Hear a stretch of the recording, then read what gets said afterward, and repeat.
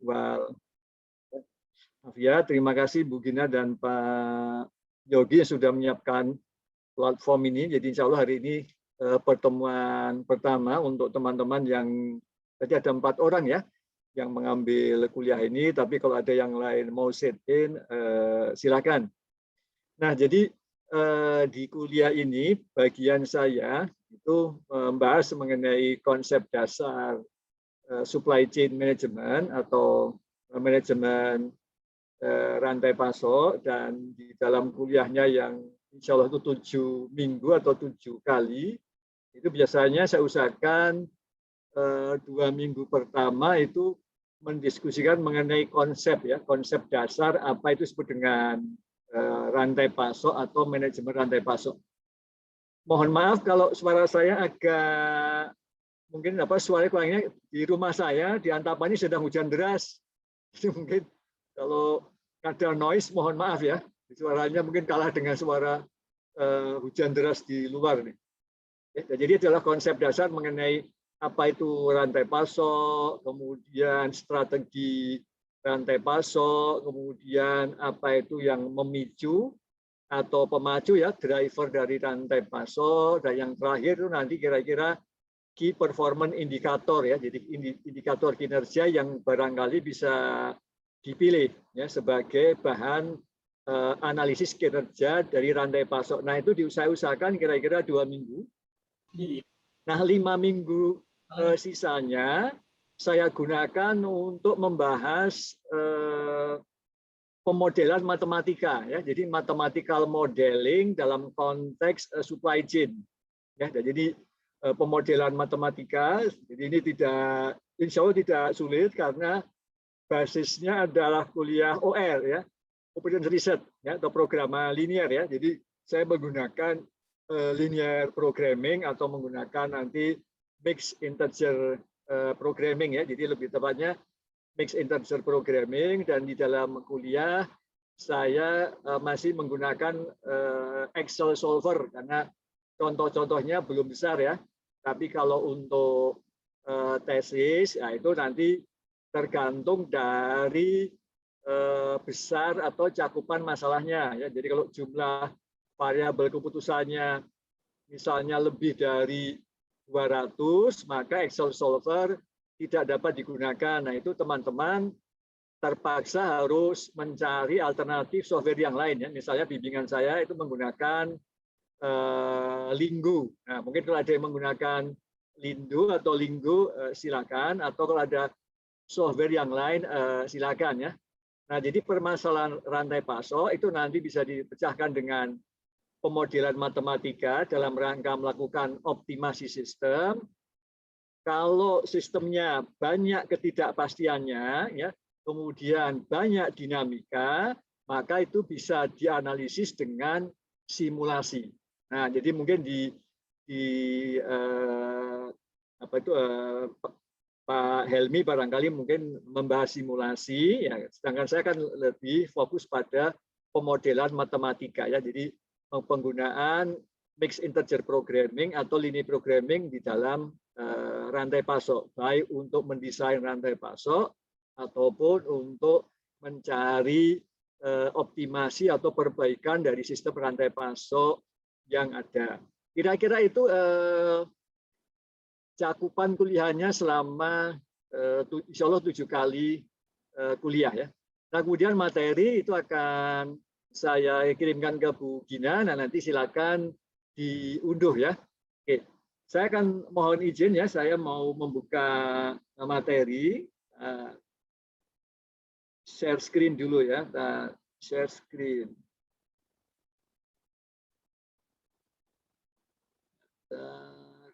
Ya. Oke, baik. Apakah PDF saya sudah bisa dilihat? Bisa, Pak.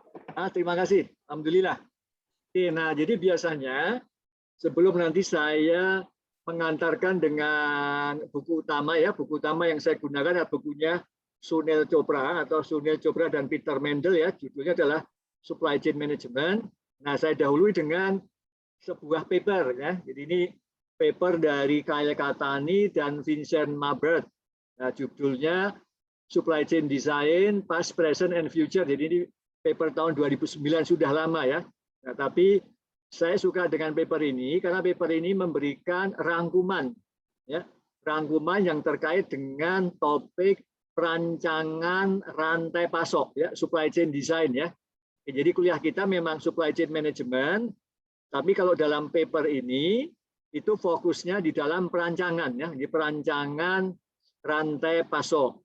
Oke, sambil contoh, saya sekarang punya mahasiswa bimbingan yang S2 di ITB, itu tesisnya mengenai perancangan rantai pasok untuk seperti LPG, ya, untuk gas ya, untuk gas itu di Kalimantan Timur ya. Nah itu contohnya ya, jadi dia sekarang belum ada. Nah jadi dia sebagai bagian dari tugasnya di perusahaan. Nah, itu tesisnya adalah merancang sistem rantai pasok untuk distribusi gas tadi ya. Oke. Nah, paper ini ada beberapa halaman, tetapi ada satu halaman yang paling saya suka yang merupakan rangkuman, ya, rangkuman dalam perancangan rantai pasok ya. Ya, saya akan sampaikan ini satu halaman yang paling saya suka karena satu gambar ini sudah cukup mewakili kira-kira cakupan dari perancangan rantai pasok. Nah ini, ya. Nah, oke. Nah jadi ini adalah gambar yang sebuah model konseptual. Jadi secara umum, ya, rantai pasok apapun itu bisa dilihat dari ini ada 5 ya, 1, 2, 3, 4, 5. Jadi ada 5 kegiatan besar, ya. Dari hulu sampai dengan hilir. Ya, itu pertama namanya sourcing. Sourcing itu sumber. Jadi bagaimana kita mendapatkan sumber bahan baku. Ya, nah ya jadi ini ya. Nah ini ya sumber ya. Nah kemudian sumber bahan bakunya itu akan dikirimkan ke pabrik nih. Misalnya pabrik yang pernah saya kunjungi itu Astra Honda Motor. Jadi kalau kita ke Jakarta itu di sebelah kiri itu ya. Jalan tol itu di Cibitung ada tulisan AHM, Astra Honda Motor. Nah itu saya pernah berkunjung ke sana ya. Jadi contohnya ini ya. Ini raw materialnya, bahan bakunya sebagian besar dari lokal, mungkin ada sebagian kecil kalau untuk Toyota ya sedan itu ada beberapa komponen yang masih dari luar negeri. Dan ini ya, jadi sourcing ya, asal bahan bakunya itu berapa yang dari domestik dalam negeri dan mana yang dari luar negeri. Nah ya, kemudian yang akan dibawa ke pabrik. Nah, dari pintu masuk ini ya, kalau rantai pasok global, pintu masuknya kalau di Indonesia kemungkinan besar cuma 2, melalui pelabuhan atau melalui bandara. Jadi yang paling besar ya itu adalah. Nah, nanti dari pelabuhan atau bandara itu akan dikirim ke pabrik. Nah, mungkin ya di antaranya, nah jadi mengirimkan ya bahan baku tadi ya dari para pemasok sampai dengan ke pabrik, ini namanya inbound logistik. Inbound itu masuk ya, logistik yang masuk ya. Jadi ini bahan baku tadi akan dikirimkan supaya masuk ke pabrik tadi ya, mulai dari luar negeri atau dalam negeri sampai dengan ke pabrik. Nah nanti di pabrik dia akan dirakit menjadi produk jadi. Nah produk jadinya itu akan dikirimkan ke sini, misalnya ke retail, ke toko, atau ke konsumen. Nah, proses pengiriman produk jadi ya, keluar dari pabrik itu disebut dengan outbound. Outbound itu keluar. Outbound ya, outbound logistics. Nah, sampai dengan di retail, dan setelah retail mungkin ada namanya after market service. Ini pelayanan purna jual. Ya. Nah ya.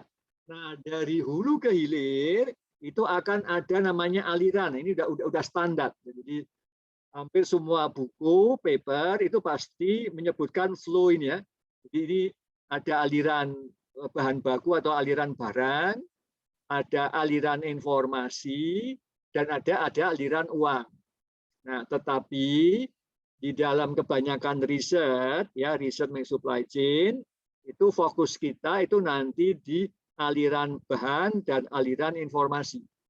Kalau aliran uang ada yang membahas, ada yang tidak. Ya, jadi diasumsikan itu nanti rantai pasoknya didesain untuk misalnya apa tujuannya tadi ya. Nanti kita lihat ya. Nah, ya. Nah, jadi inilah rantai pasok dari hulu ke hilir ya. Jadi mulai dari asal bahan baku raw material sampai dengan produknya diterima oleh konsumen. Itulah disebut dengan rantai pasok. Ya. Kenapa rantai? Karena melalui beberapa tahapan-tahapan ya. Nah, kalau dalam paper ini itu adalah 5 tahapan utama ya. Ada sourcing, ada inbound logistik, kemudian manufacturing, ya, kemudian outbound logistik, terakhir ini ya, retail and after market service. Nah, kemudian kita lihat ya, di dalam sourcing ya. Nah, di dalam sourcing ya, ini ada namanya keputusan, decisions. Ya, jadi kalau di dalam linear programming atau mathematical programming atau mathematical ini namanya decision variables. Ya, variabel keputusan yang harus diputuskan di dalam merancang rantai pasok. Misalnya ya, vendor number. Berapa jumlah pemasok yang akan dilibatkan di dalam perancangan atau di dalam suatu rantai pasok. Vendor number ya. Nah, jadi pada beberapa tahun yang lalu waktu saya berkunjung ke Astra Honda Motor itu ya, jumlah pemasok lokal dalam negeri ya itu kira-kira 140-an lebih ya. Itu lokal vendor, lokal supplier ya. Itu yang lokasinya di dekat-dekat kawasan industri ya, di daerah-daerah Kerawang, Cikarang, Cibitung gitu ya. Nah, ini ya. Jadi ada berapa banyak ininya suppliernya, lokasinya, di mana yang di dalam negeri, kemudian yang mana yang dari luar negeri. Nah, kemudian kapasitas, ya. Jadi masing-masing supplier mempunyai kapasitasnya sendiri-sendiri. Ya. Nah, kemudian allocation. Nah, contoh tadi Astra Honda Motor, ya. Ada 140-an lebih pemasok. Ya, contoh ya, yang mendapatkan bagian untuk mensuplai roda itu berapa vendor. Kemudian misalnya mensuplai lampu. Kemudian misalnya untuk lighting, untuk ini ya, cermin. Kemudian untuk jok. Itu dari sekian banyak atau sekian ribu suku cadang dan komponen itu kira-kira siapa supplier yang mana mendapatkan alokasi untuk memasok komponen yang mana dan berapa jumlahnya, berapa kapasitasnya ini ya. Nah, ini nanti ya. Nah, antara Astra Honda Motor AHM dengan para vendor itu nanti mereka membuat namanya kontrak. Nah, kontraknya itu adalah kontrak jangka panjang, long term kontrak. Ya, long term kontrak ya. Nah, di dalam kontraknya waktu itu diatur kesepakatannya bahwa para vendor itu di dalam kontrak harus sepakat dengan Key Performance Indicators, KPI. Ya, jadi ukuran kinerja. Ukuran kinerjanya yang disepakati waktu itu hanya ada 3. QCD, ya, Quality, Cost, and Delivery. Ya, jadi kualitasnya masing ini harus sesuai dengan kualitas yang diminta oleh Astra Honda Motor. Cost-nya, ya, setiap komponen yang memenuhi syarat kualitas itu harganya sudah ditentukan. Jadi misalnya jok, harganya antara sampai dengan berapa. Delivery, mereka harus sanggup, harus mampu mengirimkan pasokannya ke Astra Honda Motor yang pabriknya lokasi di Cibitung. Nah, misalnya 1 hari sebelum jadwal produksi barang harus sudah siap. Misalnya seperti itu, karena di Astra Honda Motor menggunakan just in time production system ya. Sistem produksi just in time. Nah, ini contoh ya. Nah, keputusan mengenai ya jumlah vendor, lokasinya, kapasitasnya dan alokasinya. Kemudian ada juga misalnya product design support. Ya, jadi ada supplier yang nanti diajak terlibat di dalam mengembangkan produk-produknya Astra Honda Motor dalam ini perancangan produknya tadi ya. Jadi kalau Anda lihat sepeda motor itu kan jenisnya bermacam-macam ya.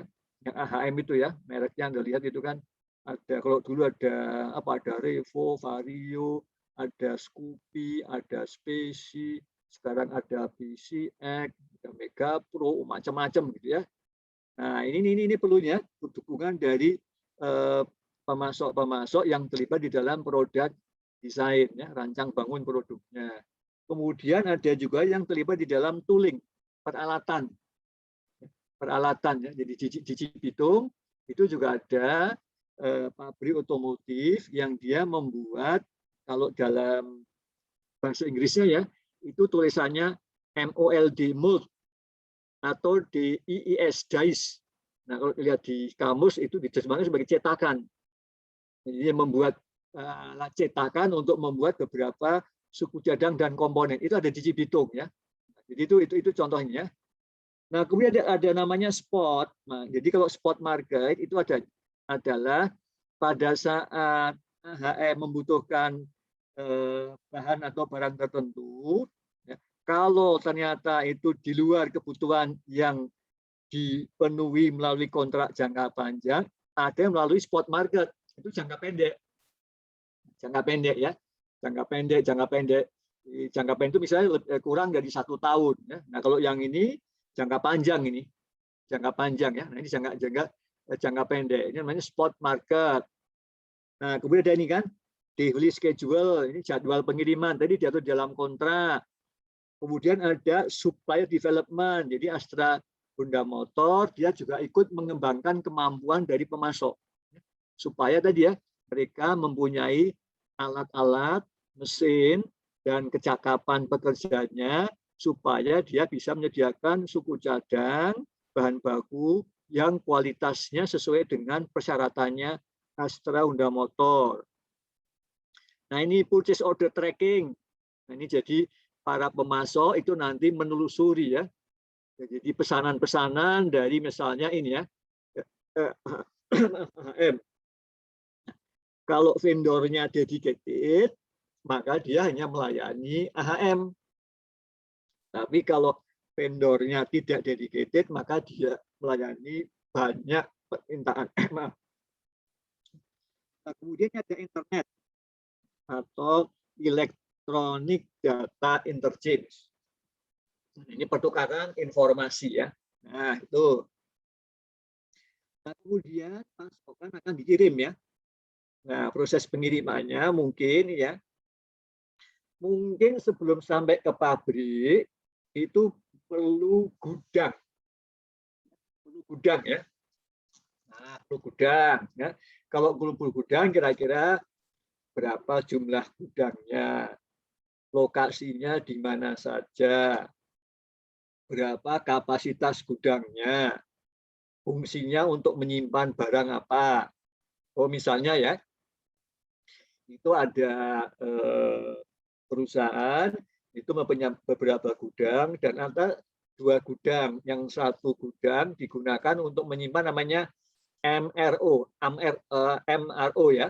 Jadi suku cadang untuk maintenance, untuk repair, untuk overhaul. Ya, jadi ada gudang yang menyediakan suku cadang dalam rangka pemeliharaan misalnya pabrik. Ya, nah itu. Kemudian ada gudang yang lain digunakan untuk menyimpan namanya B3, ya, bahan berbahaya dan beracun. Nah, itu contohnya ya. Nah, kemudian pengirimannya pakai apa? Cara moda ya.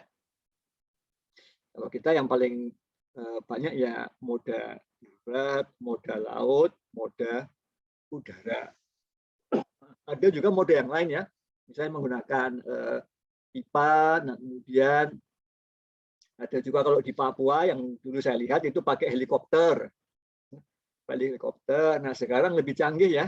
Sekarang kita lihat sudah sebagian menggunakan drone, walaupun itu hanya di lokasi tertentu ya, karena penggunaan drone secara resmi itu kan belum ada izinnya ya.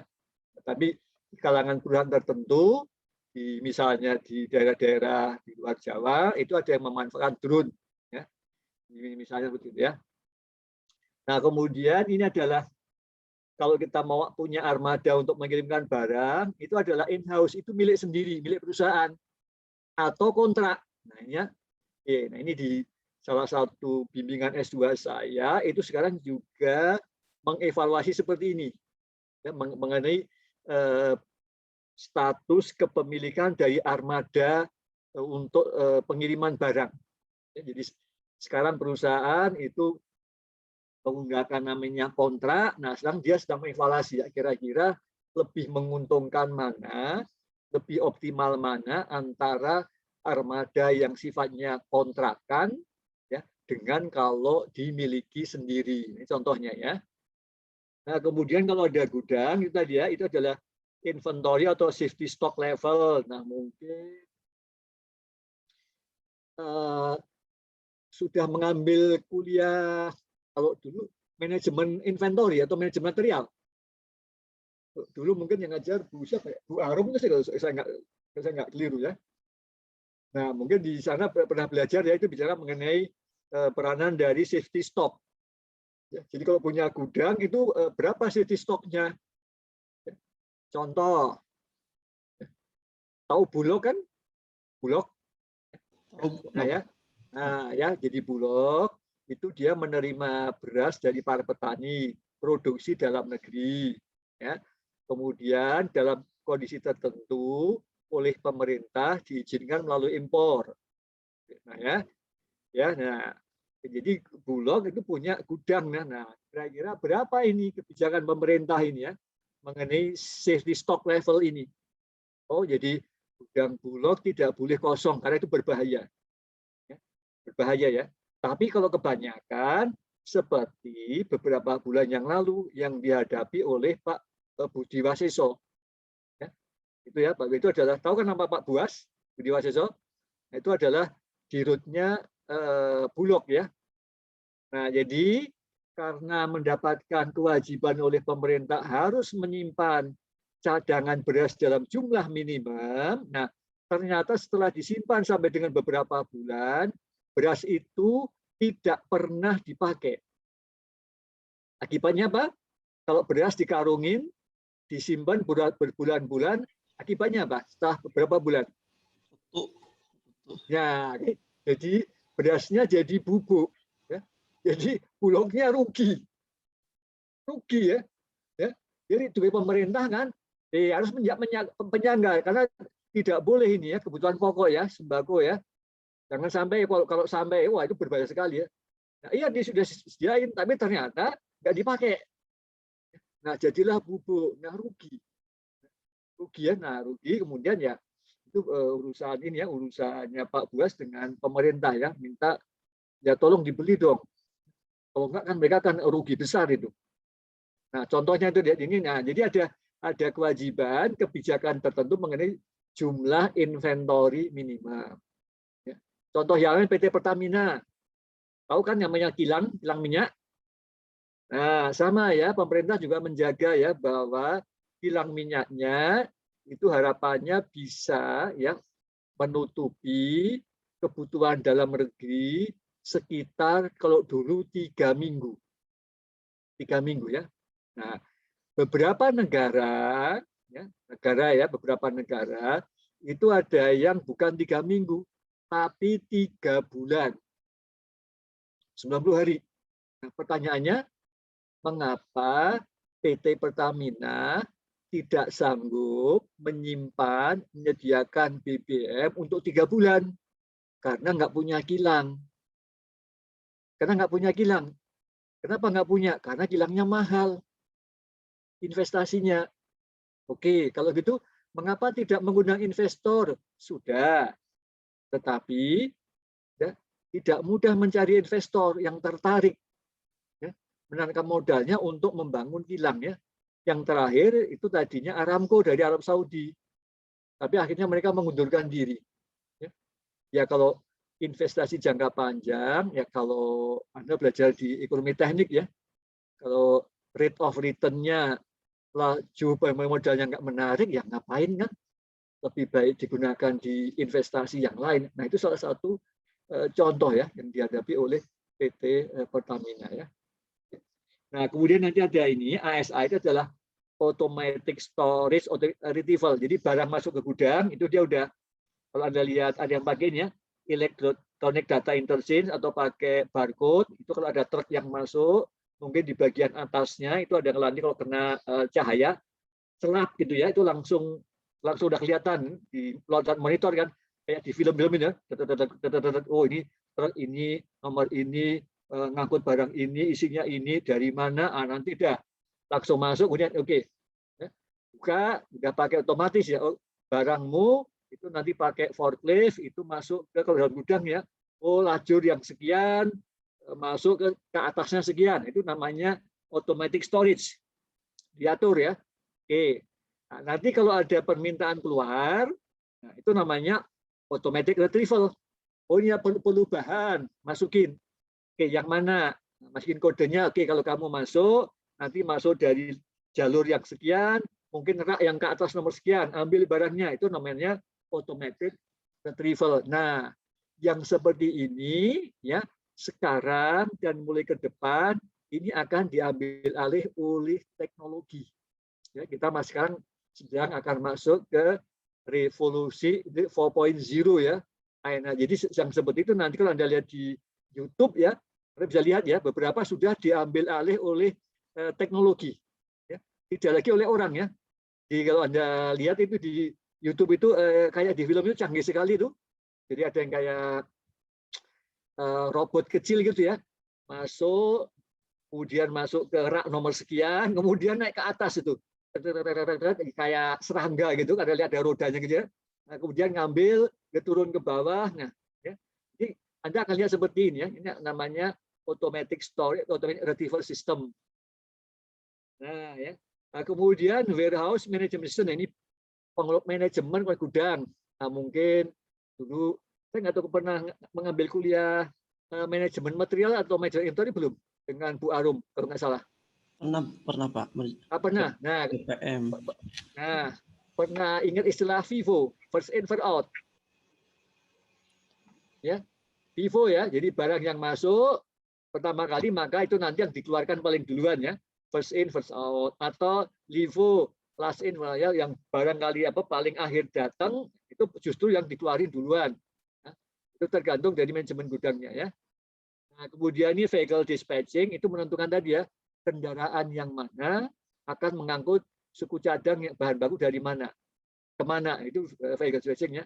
Nah, kemudian ini penggunaan tadi ya barcode. Nah, ini udah sesuatu yang sekarang harus ya. Jadi barcoding atau ini ya radio frequency identification. Artinya kalau seperti sekarang kan ya apa tuh yang untuk tilang elektronik ya, ETLE itu ya. Nah, sekarang nggak usah kita polisi ya. Begitu Anda kena itu udah langsung kan nih kirimkan ke rumah Anda kan. Anda melanggar, ada speeding, kecepatannya melebihi ini, Anda nggak pakai helm, nggak pakai apa itu seatbelt, ya, udah langsung ketahuan itu. Ya. Nah, ini bagian dari ini ya. Ini teknologi sekarang canggih ya. Nah, sekarang kita masuk ke gudang, ke gudang dari ini. Pabrik akan melakukan proses perakitan. Nah, di perakitan itu mungkin ada perkiraan ya, forecast. Anda lihat ya, ada namanya nanti make to stock sama make to order. Kalau make to stock itu adalah memproduksi untuk disimpan. Ya, karena kita menggunakan forecast, peramalan ya. Nah, ingat di kuliah mungkin kalau dulu yang S1-nya teknik industri mungkin pernah belajar itu metode peramalan atau metode perkiraan ya, forecasting ya. Nah, itu ya. Karena banyak bisnis yang menggantungkan produksinya dari perakiraan. Artinya make to order ya. Kalau make to order itu baru berproduksi kalau ada pesanan. Kalau nggak ada pesanan ya mereka nggak akan bergulir bisnisnya, akan diem aja. Contohnya itu ya. Nah, kemudian proses produksi kalau di Indonesia di manufaktur, tantangan kita itu adalah masih banyak ya perusahaan manufaktur kita itu yang basisnya namanya labor intensif, padat karya, mengandalkan banyak orang. Contohnya di tekstil. Nah, musuhnya yang lebih canggih sudah menggunakan namanya padat modal atau padat teknologi. Jadi kalau kita masih labor intensif, mereka sudah menggunakan teknologi intensif. Kita masih pakai orang, mereka sudah pakai mesin, pakai robot, gitu ya. Jadi lebih canggih ya. Nah, sehingga produktivitas kita itu kalah oleh para pesaing dari luar negeri tadi ya. Nah, ini pemilihan proses produksi ya, proses termasuk ini proses produksinya. Kalau di dalam manufaktur mungkin ada ini. Anda lihat sekarang di YouTube mudah sekali ya, itu penggunaan robot dan ini ya, computer aided manufacturing. Dan ke depan ini akan makin ini ya. Saya mempunyai mahasiswa bimbingan S3. Nah, mahasiswa ini dia manajer senior ya. Jadi dia manajer pabrik. Manajer pabrik dari perusahaan Jepang ya, pembuat komponen elektronik yang diekspor ke seluruh dunia. Nah, pabriknya ada di Batam. Nah, di pabriknya itu kira-kira ya dia mengawasi kira-kira sekitar 700 mesin. Ya, 700 mesin ya. Jumlah orangnya sedikit. Nah, jadi ini kebalikan. Jadi yang pabrik Jepang ini yang di Batam itu adalah proses produksi sudah diambil alih oleh mesin. Dan dia sekarang sedang dalam taraf menuju tadi IoT, Internet of Things, jadi penggunaan banyak sensor, penggunaan mesin-mesin, gitu ya. Nah, itu nanti ke depan, kemudian robot, gitu ya. Nah, jadi penggunaan manusianya itu hanya terbatas. Ya. Nah, kemudian ini capacity level. Nah, ini setiap pabrik, ya, proses produksinya dengan teknologinya dia mempunyai kemampuan produksi. Misalnya berapa jumlah mesinnya, berapa jumlah tenaga kerjanya, dan ujung-ujungnya berapa unit jumlah produksinya. Nah, kalau dulu waktu saya ke Astra Honda Motor itu kalau saya sekarang nggak tahu ya, kalau dulu kapasitas produksinya itu kira-kira mendekati 5,2 juta sepeda motor per tahun. Ya, nanti boleh kalau mau istirahat malam sebelum tidur, boleh kalau penasaran boleh diotak-atik ya. 5,2 juta unit per tahun Anda bagi dengan 360 hari, satu harinya 24 jam. Nah, itu ketemunya kira-kira per harinya berapa ribu unit. Ya, nah, nanti itu kalau ketemunya Anda mungkin Anda akan kaget. Kok bisa ya? Nah, itu nanti ini ya, itu salah satu contoh ya. Nah, kemudian ini aliansi, ini kerjasama atau joint venture ya, kerjasama. Nah, kemudian material planning. Nah, ini dulu ingat waktu kalau ada TI ya, atau waktu kuliah manajemen material ada namanya MRP ya, material requirement planning, atau itu MRP hanya menjadi salah satu aplikasi dari namanya ERP ya, Enterprise Resource Planning. Ini adalah software kumpulan aplikasi-aplikasi dari software terintegrasi ya. Nah, itu kan ada yang di dunia ini kan ada yang menggunakan SAP, ada yang dari Oracle, ada yang dari PeopleSoft, atau mungkin merek-merek yang lain, tapi Oracle dan SAP itu yang paling populer. Nah, kemudian ini ya, automatic storage. Jadi kalau ada suku cadang yang masuk tadi ya, ini akan disimpan. Nah, kemudian inventory level. Nah, Anda ingat, jadi kalau di dalam pabrik, inventorinya tadi ya, ada inventory untuk suku cadang yang masuk. Ingat, inventorinya itu akan membutuhkan ruangan space. Akan butuh ruangan space ya. Nah, maka kapasitasnya akan ditentukan nih. Berapa jumlahnya. Tapi karena Astra Honda Motor menggunakan just in time, maka ruangannya bisa dihemat. Karena tadi ya, kalian para pemasok hanya mengirimkan barang misalnya 1 hari sebelum produksi. Nah, sehingga nggak perlu banyak space ruangan ya. Jadi sekarang siap, besok langsung digunakan untuk produksi.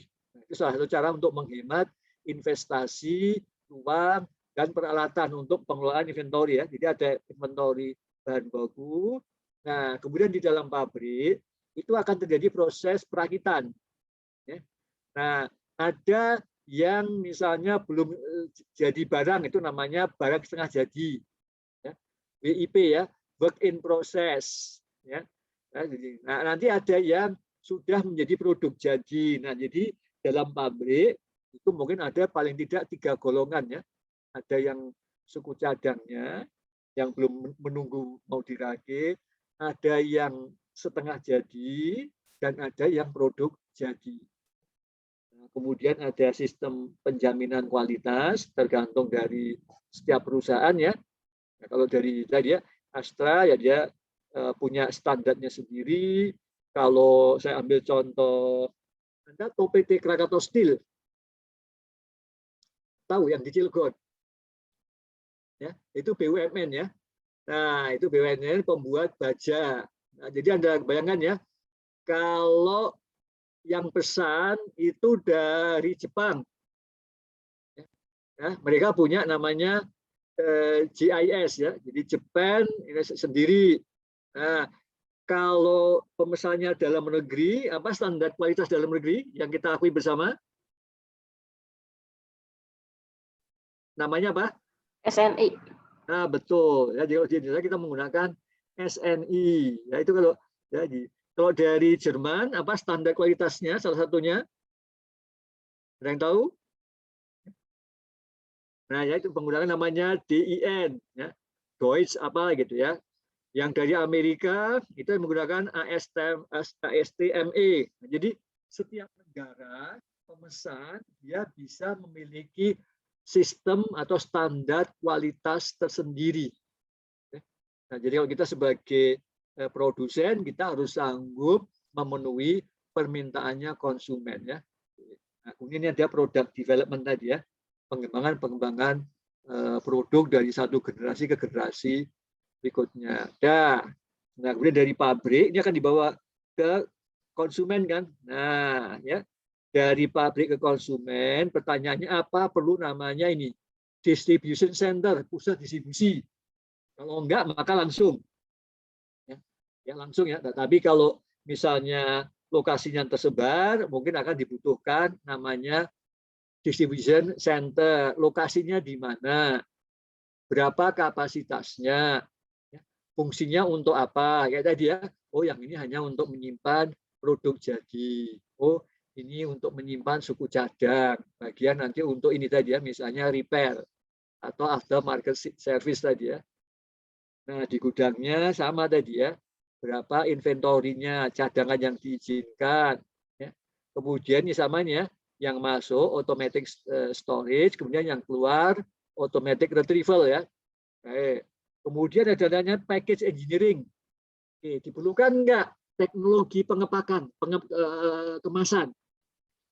Nah, packaging Anda lihat ya, oh ada yang menggunakan misalnya paling mudah itu aqua. Enggak aqua ya, ada aqua galon. Terus yang di bawahnya itu botol itu kan macam-macam ya. Seingat saya ada yang berapa? 1,5 liter atau lupa ya, yang besar ya. Terus ada yang 660, ada yang 330, ada yang aqua gelas. Nah, itu adalah mengenai packaging engineering. Ya, itu salah satu contoh ya. Tapi kalau Anda lihat Coca-Cola, ngirimnya pakai apa? Ngirimnya apa kalau Coca-Cola itu ngirim ke para ini dari dealer ke misalnya ke toko-toko itu? Kaleng sama botol. Nah, kaleng sama botol ya. Nah, kalau botol naruhnya pakai apa? Naruhnya pakai apa? Ya, namanya pakai kerat ya. Nah, 1 kerat berapa botol? 24. Nah, 48. ya, 24 ya. Nah, itu contoh ya packaging engineering ya. Jadi packaging. Jadi ini akan ditentukan tadi ya. Jadi rekayasa pengepakan atau pembungkusan. supaya produknya nggak rusak, ya, nggak rusak, nggak lecet, tidak kadaluarsa. Nah, itu bagian ini ya, packaging engineering ya, packaging engineering ya. Nah, kemudian ini ada tadi ya, electronic data entry ini pertukaran informasi. Nah, kemudian shipping schedule ini jadwal pengiriman. Nah, kemudian ada konfigurasi produk, jadi aneka jenis produk yang disimpan di dalam distribution center. Nah, saya ambil contoh yang nggak selengkap ini ya. Tahu ini nggak, tahu Serbagria nggak di Bandung? Tahu ya? Nah ya. Jadi kalau ini dari para ini ya, ini adalah vendor nih, banyak sekali vendor. Banyak sekali vendor ya. Saya ambil contoh di Kota Bandung ya. Nah, dari vendor, ini kan tidak dirakit ya, jadi dari vendor masuk di sini namanya distribution center. Dulu ya, itu ada namanya KDC ya, namanya Kopo Distribution Center, tapi kemudian mereka pindah ke Buah Batu. Jadi ini dari banyak vendor masuk ke distribution center, nah kemudian baru disebar ke, dulu ada 12 di Bandung, nggak tahu kalau sekarang ya, 12 ini apa atau Serbagria. Jadi ratusan mungkin ini masuk ke center, kemudian baru disebar gitu ya. Nah ini contoh ya, jadi ya. Nah, setelah itu masuk ke sini ya, retail, mungkin ada dealer, ada toko, atau mungkin langsung ke konsumen ya, konsumen. Nah ini kan retail, kalau toko jumlah tokonya berapa, lokasinya di mana saja, ya, apakah jual belinya secara fisik atau sudah menggunakan internet ya. Dan kalau sekarang ya kita sudah mulai masuk ke e-commerce ya, jadi sebagian sudah masuk ke e-commerce atau yang menggunakan itu apa, platform digital ya, di platform digital yang sudah apa itu barangkali memfasilitasi, membuat kita menjadi lebih mudah ya di dalam memenuhi kebutuhan kita ya, karena ininya ya, kalau untuk transportnya sudah didukung tadi ya. Kalau dalam kota kita bisa pakai Gojek, Grab, anterin ya. Kalau antar kota pakai apa tuh, JNE, JET, Si Cepat. Wah itu kalau pilihannya macam-macam itu, kalau Anda lihat beli di Tokopedia atau Bukalapak gitu ya. Wah itu kan tinggal milih saja itu ya. Nah ini number location of service. Nah, kalau mau Anda butuh purna jual atau layanan, kira-kira ke siapa ini ya? Nah, kemudian ini biasa kasih nomor kan, kalau ada apa-apa silakan telepon nomor sekian, gratis ya. Nah, ini. Kemudian function and size, tokonya tadi ya. Tahu ini Oto 2000 di Bandung, tahu ya? Nah, Oto 2000 ya. Nah, Oto 2000 itu termasuk namanya triple S, 3S. S yang pertama sales, jadi dia menjual mobil. Ya, menjual mobil. Kalau Anda ingin beli mobil, Anda bisa datang ke Oto 2000. Itu S, pertama sales. Yang kedua spare part. Kalau Anda butuh suku cadang, Anda boleh beli ke Oto 2000. Ya, yang ketiga service. Nah, ya, jadi Oto 2000 tadi ya, itu lokasinya, fasilitasnya itu untuk melayani kegiatan bisnis 3S. Sales, spare part, and service. Ya. Tapi untuk toko yang lain mungkin dia hanya sales. Ya. Saya tinggal di Antapani, itu ada retailer Toyota di dekat saya, itu isinya hanya untuk sales, hanya jualan. Ya. Ya. Untuk servisnya dia nggak ada. Kalau mau jualan silakan. Kalau mau servis silakan di Jalan Ahmad Yani. Ya. Kalau yang di Antapani itu hanya jualan saja, jualan mobil Toyota saja. Nah, itu contohnya hanya sales saja ya. Jadi servis ya gitu ya. Nah, itu contoh tadi ya. Jadi ini mengenai tadi ya fungsinya. Nah, kemudian ada spare part ya. Jadi cadangannya tadi ya kan. Oh, kalau Anda misalnya mau servis itu kan di ini tadi kan, Anda ke center, nanti kira-kira diperiksa kebutuhannya, oh, ternyata kebutuhannya ada enggak, kalau enggak kan mungkin ini Pak stoknya sedang kosong. Ya, nah jadi ya, saya ambil contoh lah, saya punya laptop yang udah tua. itu mereknya Asus. Ya. Nah, suatu saat itu dia ngadat, nggak bisa saya pakai.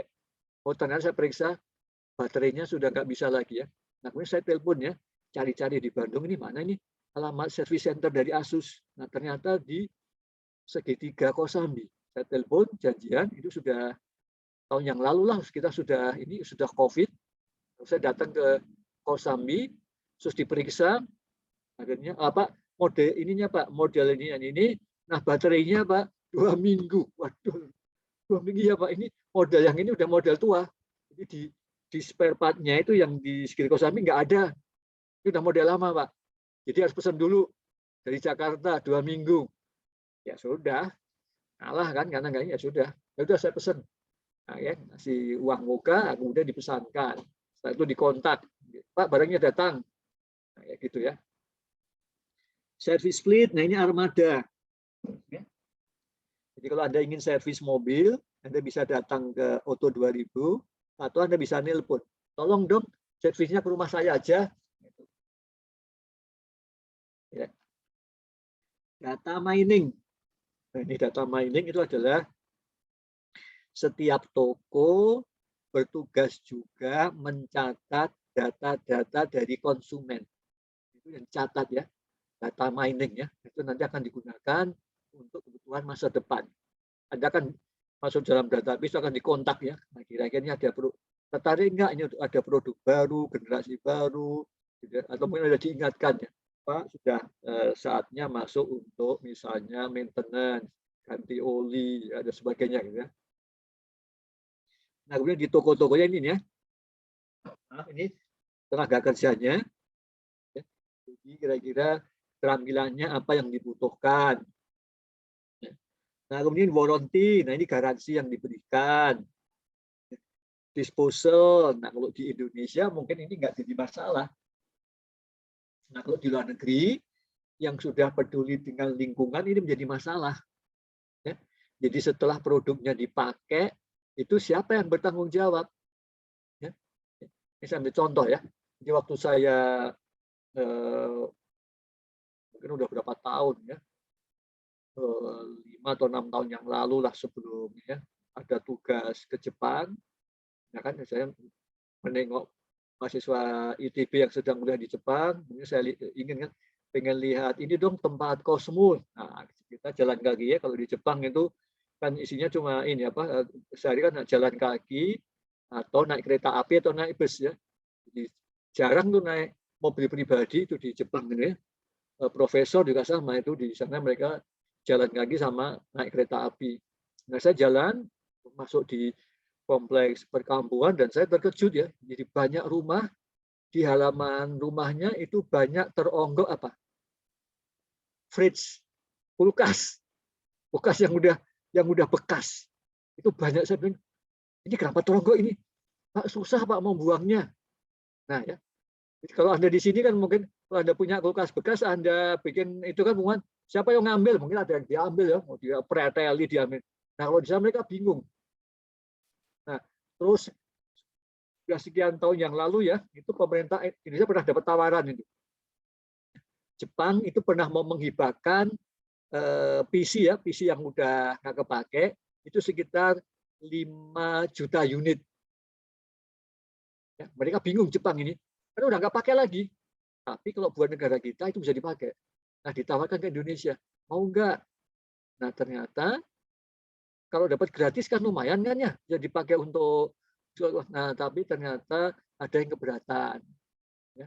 Asosiasi importir, para pengusaha komputer itu keberatan. Akhirnya kita nggak ngambil. Itu diambil negara yang lain. Itu contoh tadi ya. Nah, jadi disposal itu sekarang menjadi penting. Ya. Jadi kita tidak hanya mengurusi produk jadinya, tapi juga nanti bagaimana mengatasi kalau barangnya sudah selesai dipakai. Itu bagaimana ya pengelolaan dampaknya. Nah, kira-kira ini ya. Jadi ini adalah kira-kira mengenai rantai pasok. Nah, jadi kalau Anda nanti mau penelitian, ya kira-kira cakupannya ini. Nah, jadi biasanya pengalaman saya ya itu ada 2 jenis tesisnya ya. satu merancang. Jadi yang sama sekali belum ada. Kayak tadi contoh Mas bikin saya tadi ada rantai pasok belum ada, itu satu. Yang kedua, existing rantai pasoknya sudah ada, tetapi sekarang ingin dievaluasi. Dievaluasi ya, kira-kira perbaikan apa yang akan bisa dilakukan ya dalam rangka merancang struktur rantai pasoknya. Ini rantai pasoknya ya. Nah, yang ketiga ini ya, strukturnya udah tetap, tetapi yang akan diperbaiki adalah pola, misalnya pola distribusinya. Nah, ini yang sering dilakukan. Nah, itu nanti teman-teman biasanya tadi ya menggunakan jenis masalah seperti apa, kemudian algoritmenya macam-macam itu ya. Misalnya kalau dengan Pak Yogi atau Pak Helmi mungkin pernah belajar ERP ya, vehicle routing problem gitu ya. Oh, ini pakai misalnya algoritma saving gitu ya. Oh, ini yang heuristik atau meta heuristik. Nah, itu nanti bisa pakai berbagai macam algoritma gitu ya. Nah, itu adalah beberapa contoh penelitian yang terkait dengan rantai pasok. Nah, kira-kira sampai di sini dulu. Silakan kalau ada yang mau bertanya sebelum saya lanjutkan.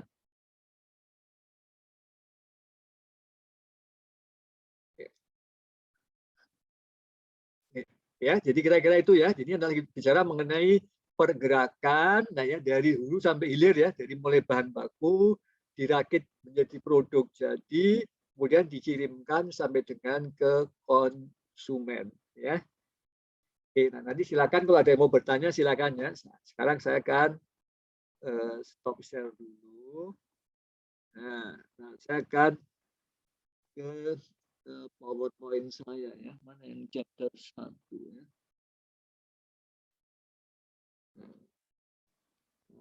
Nah, ini.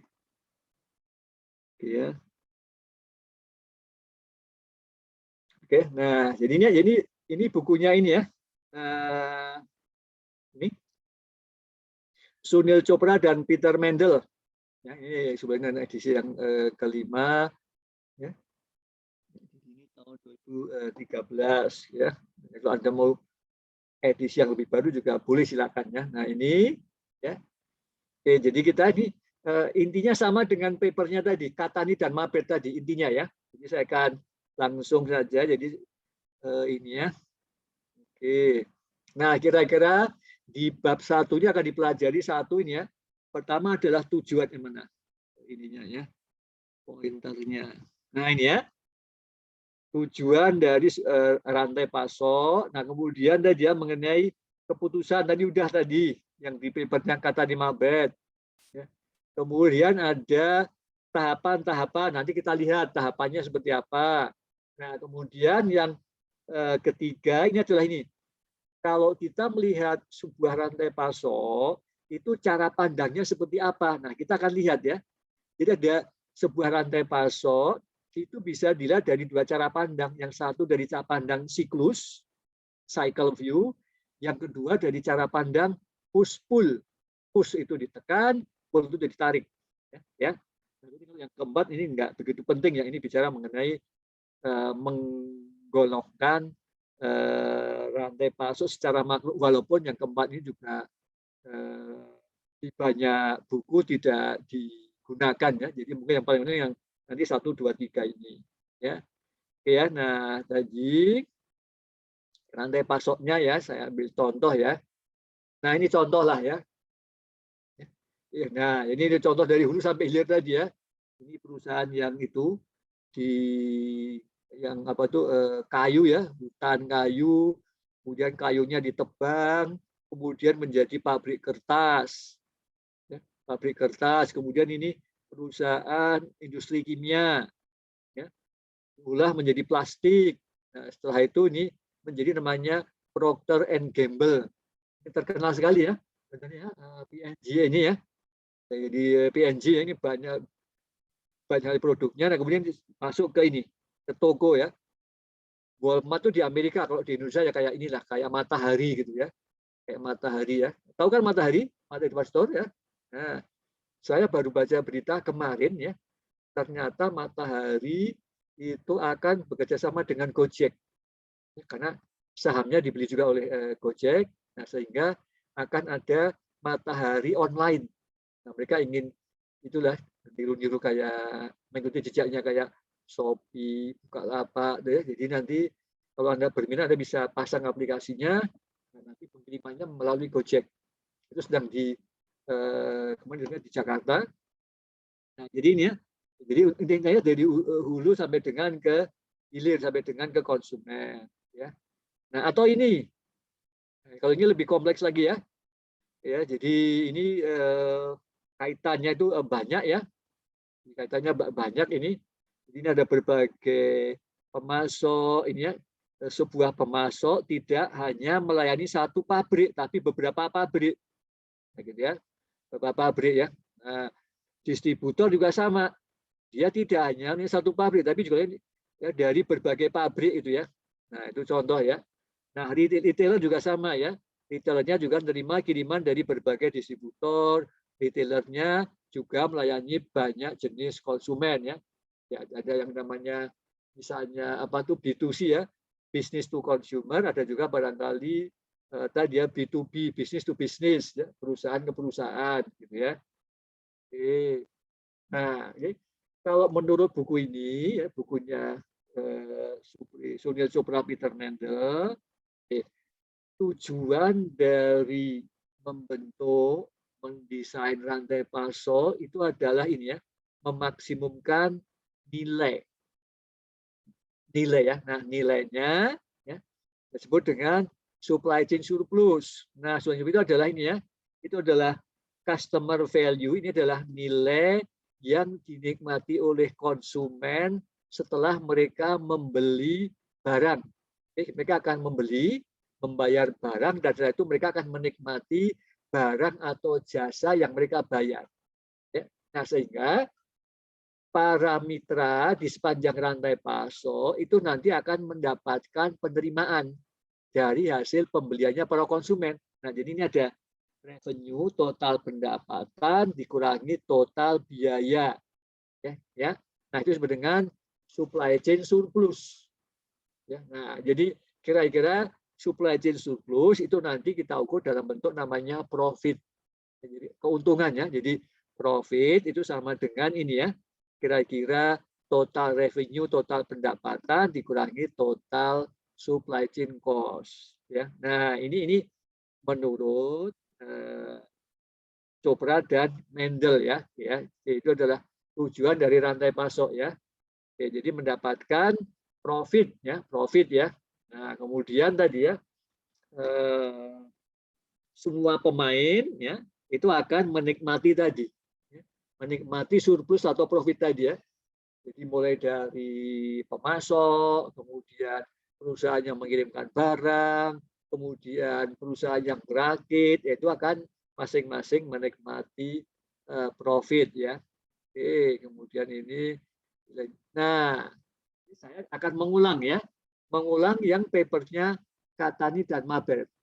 Nah, jadi kalau menurut Chopra dan Mendel ya, rantai pasok ya. Jadi kalau dalam papernya tadi Katani dan Mabert tadi ya, itu kan ada sourcing, inbound logistics, ada manufacturing, ada outbound logistics, kemudian ada retail ya, atau after sales tadi kan.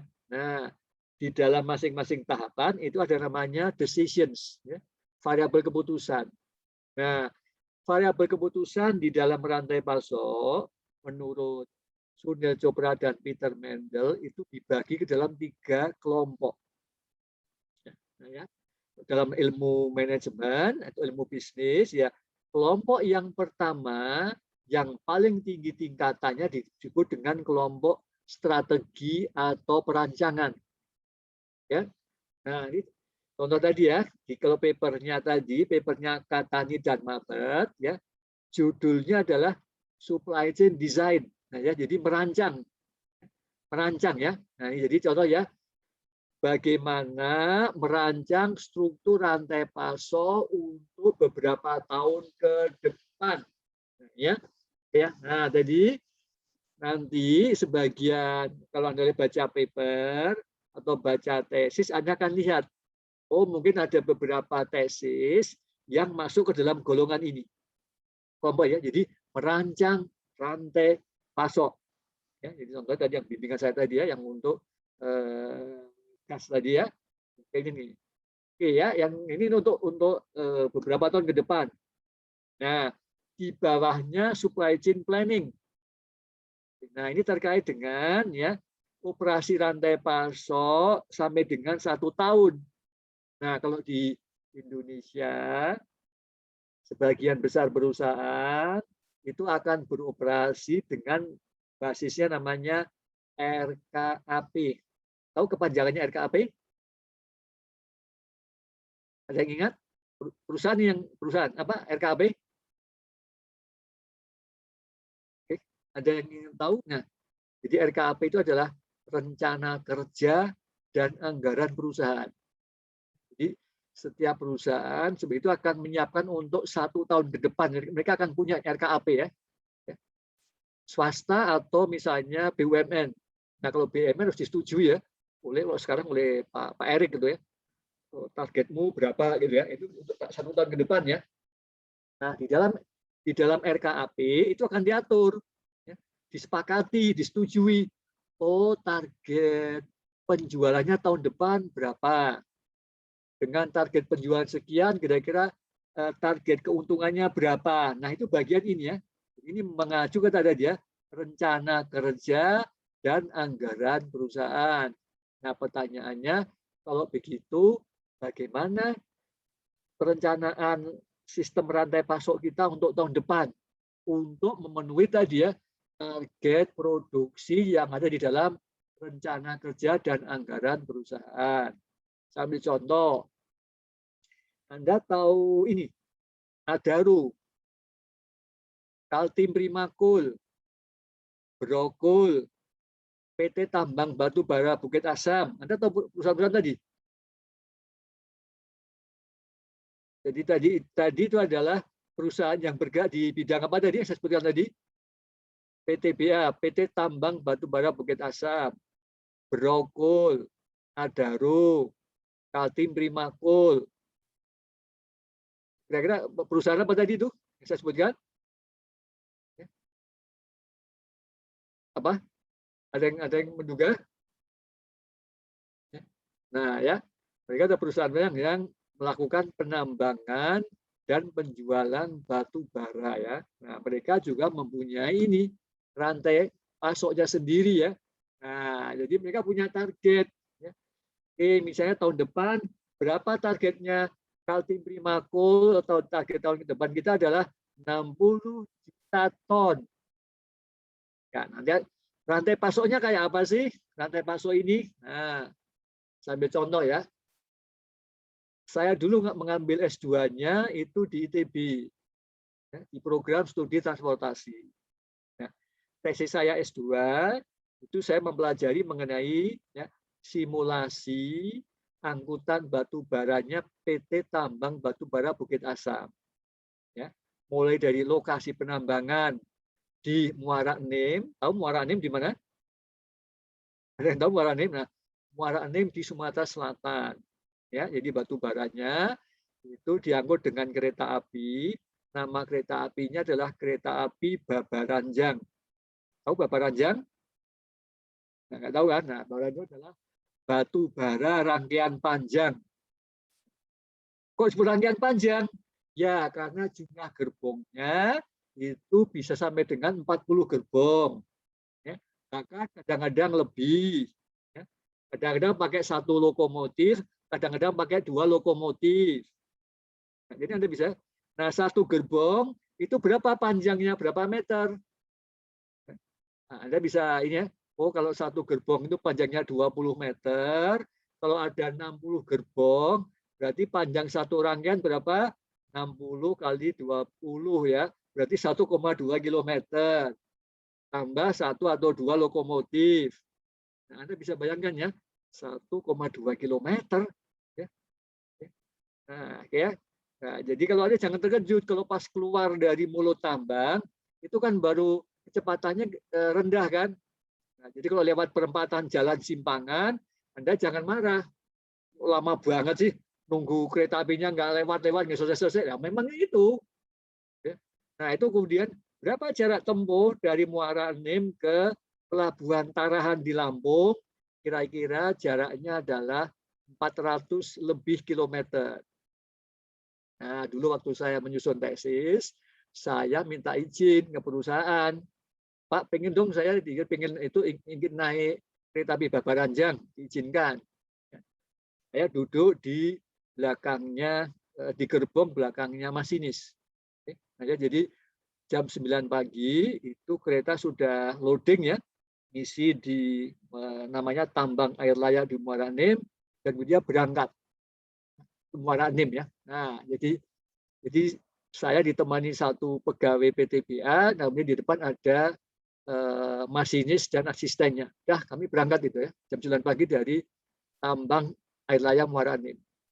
Nah, alhamdulillah kami sampai di Pelabuhan Tarahan di Lampung itu jam 11 malam. 11 malam ya. Ya, berhenti di beberapa stasiun. Nah, kemudian di Pelabuhan Tarahan di Lampung itu unloading sekitar mendekati 2 jam. Sampai jam 1 baru selesai. Nah, setelah itu rangkaian kosong itu pulang kembali ke Muara Enim. Anda bayangin ya, 400 lebih kilometer itu ya. Berangkat isi, pulang kosong. Terus begitu. Ada beberapa rangkaian. Nah, itu salah satu contoh rantai pasok batu baranya PTBA. Ya. Jadi ada namanya sistem penambangannya di Muara Enim, ada sistem angkutan kereta apinya sampai Pelabuhan Tarahan. Nah, dari Pelabuhan Tarahan, ya, batu baranya dipindahkan ke Tongkang. Ya, Tongkang ya. Nah, Tongkangnya dulu yang mengoperasikan BUMN yang lain, ya, PT PANN. Sekarang udah bubar. Ya. Di Armada Armada Niaga Nasional, gitu ya. Nah, itu dibawa kemana? Dibawa ke PLTU Suralaya.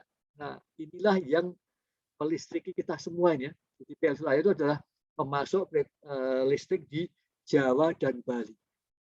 Sehingga kita bisa kuliah seperti ini, itu karena listrik pasokannya dari PLTU Suralaya. Nah, Anda lihat aja, ini adalah panjangnya rantai pasokan itu ya, dari Sumatera Selatan, ya, kemudian sampai ke Lampung 400-an kilometer, kemudian nyebrang laut itu ya, nyebrang laut sampai ke PLTU Suralaya. Dari Suralaya kemudian tongkangnya yang kosong balik lagi ke Lampung, ke Pelabuhan Tarahan. Nah, itu salah satu contoh ya. Ini, nah jadi tadi ya itu bisa untuk melihat tadi ya bagaimana kinerja rantai pasok untuk 1 tahun. Nah, kalau yang ini yang ini weekly. Nih, saya sekarang mempunyai 2 bimbingan S2 transportasi TB. Ya, tesisnya yang satu mengenai angkutan aqua. Yang satu lagi mengenai angkutan paket posnya PT Pos. Nah, kayak gini ya. Jadi kalau yang untuk aqua itu ada 5 driver, ada 5 sopir truk, kemudian mereka melayani ya aqua galon ini ya, itu untuk yang namanya itu konsumennya kantor dan perusahaan. Jadi bukan untuk konsumen, kantor dan perusahaan ya. Nah, itu ada pakai dua truk. Jadi ada truk engkel gitu ya. Nah, itu ada yang satu ngangkutnya sekitar berapa? Kurang dari 100 galon, satu lagi yang 144 galon. Nah, pola pengirimannya itu sama. Setiap sopir ya, itu jadwalnya sama. Ya. Senin ngirim siapa, Selasa ngirim siapa saja, sampai dengan hari Sabtu. Nah, jadi jadwalnya itu jadwal mingguan. Nah, dia sekarang sedang mengevaluasi kinerjanya. Nah, itu salah satu contoh ya. Nah, ini tadi ya. Nah, jadi kalau Anda nanti membuat tesis, nah itu sama juga itu.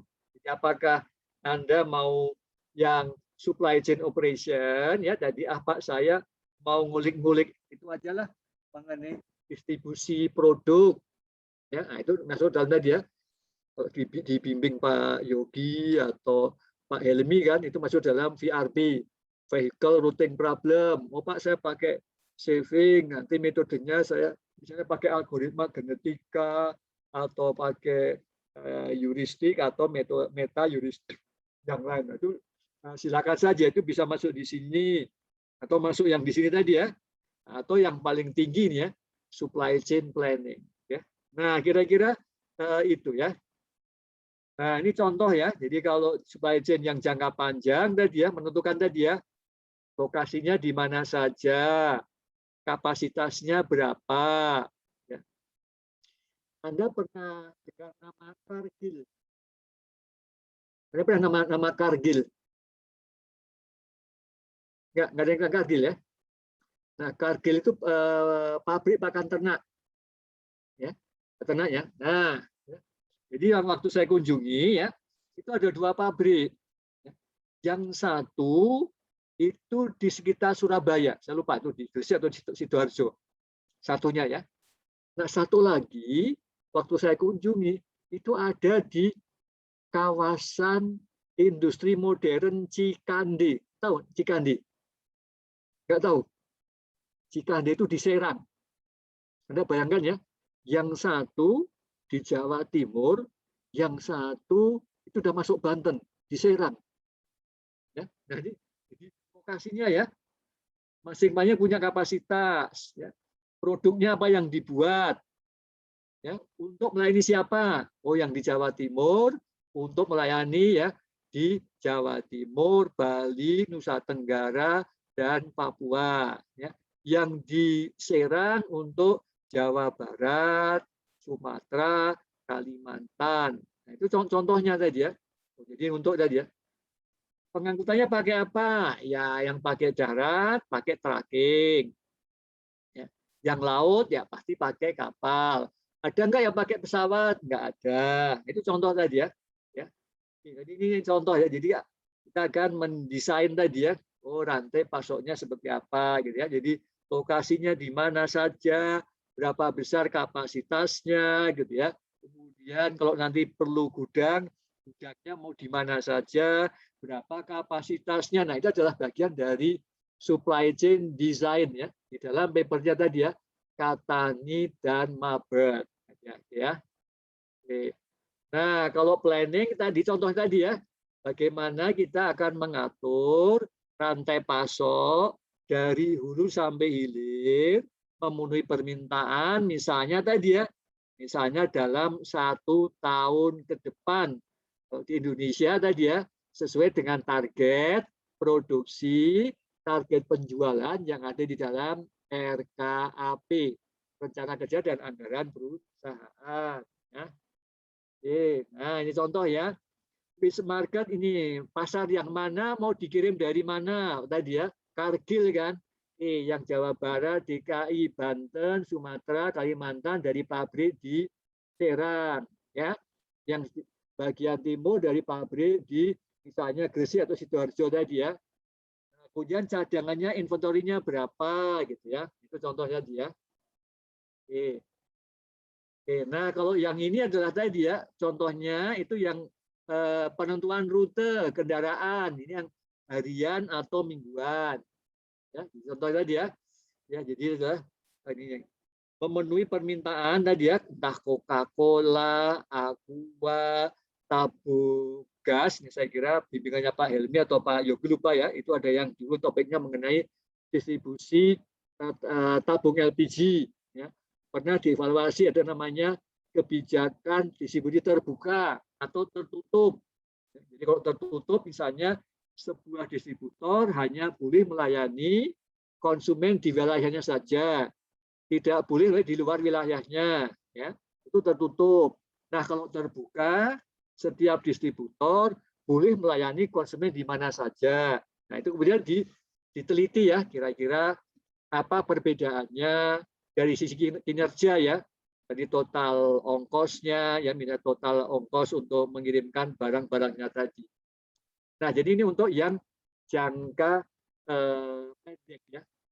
Nah, jadi ini kira-kira ini ya, jadi rantai pasok. Jadi sekali lagi nanti riset Anda, jadi tesis Anda itu akan tadi ya, kalau misalnya terkait dengan rantai pasok ya, Anda akan milih ya, apakah yang sifatnya jangka pendek operation ya, apakah yang planning ya, mempelajari kinerja rantai pasok dalam 1 tahun atau merancang untuk yang sekian tahun ke depan.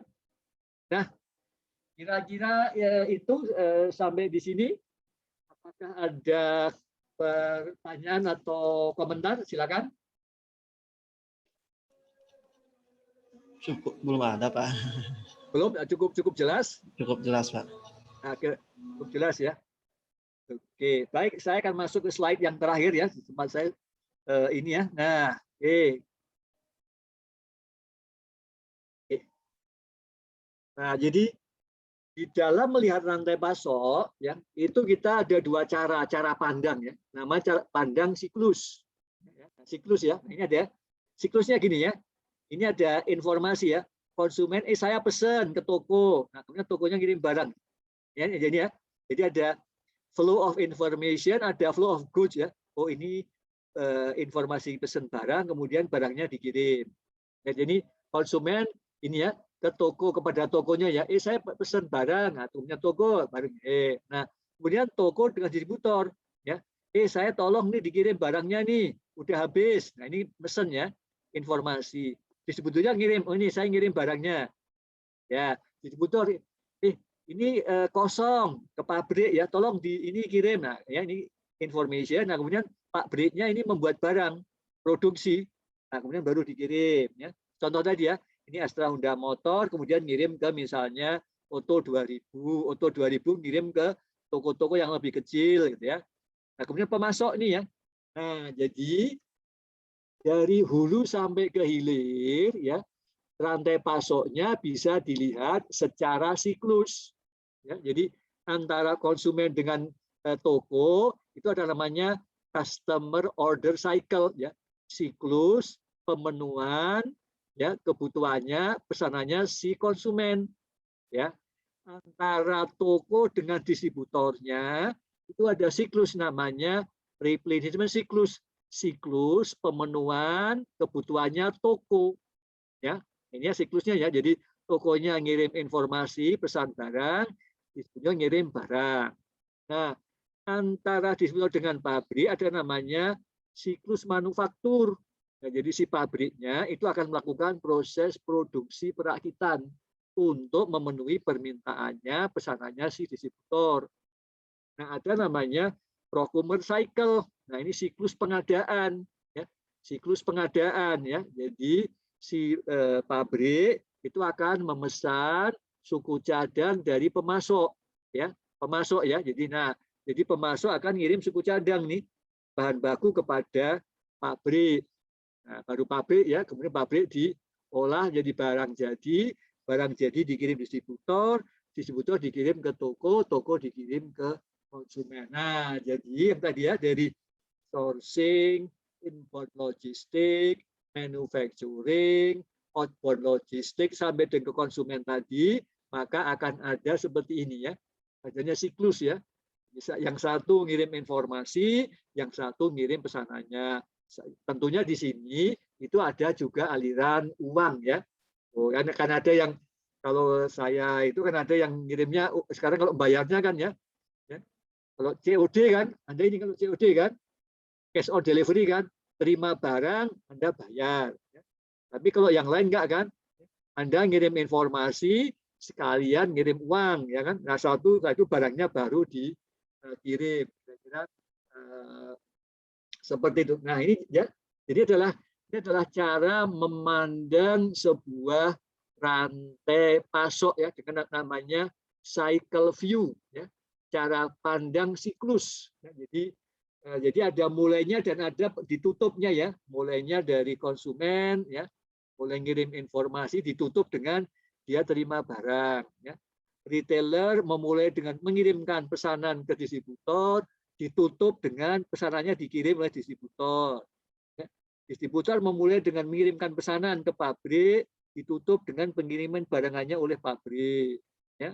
Kemudian pabriknya ngirim ini ya pesanan ya suku cadang ke pemasok, ditutup dengan pemasok mengirim. Nah, ini namanya siklus. Nah ini sangat mengandalkan tadi ya flow of information, ini flow of goods sama flow of money. Nah, jadi di dalam panah-panah ini tadi Anda bisa melihat tadi ya, ada flow of information, flow of goods sama flow of money. Oke, kira-kira sampai di sini. Jadi kalau kuliah kita pertama ini sampai di sini. Kalau ada pertanyaan, silakan.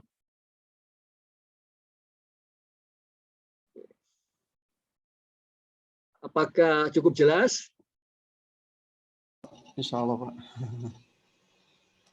Cukup jelas, mudah-mudahan, insya Allah. Ya, Pak, insya Allah. Oke, baik. Oke, jadi di rumah saya sudah ada maghrib. Jadi kalau tidak ada pertanyaan, saya akan mohon izin saya akhiri kuliah pertama kita sampai di sini. Kira-kira apakah ada pertanyaan? Tidak? Tidak ada, Pak. Cukup? Oke. Jadi dengan mengucap syukur alhamdulillah, terima kasih untuk partisipasinya. Terima kasih juga dari Pak Yogi atau Bu Gina yang sudah memfasilitasi. Jadi insya Allah ketemu lagi minggu depan, dan bahan kuliah sudah saya email ke Bu Gina. Mudah-mudahan nanti Bu Gina share ya. Oke. Terima kasih semuanya. Assalamualaikum warahmatullahi wabarakatuh. Ya. Waalaikumsalam Semuanya, ya. warahmatullahi wabarakatuh. Terima kasih. Assalamualaikum. Waalaikumsalam.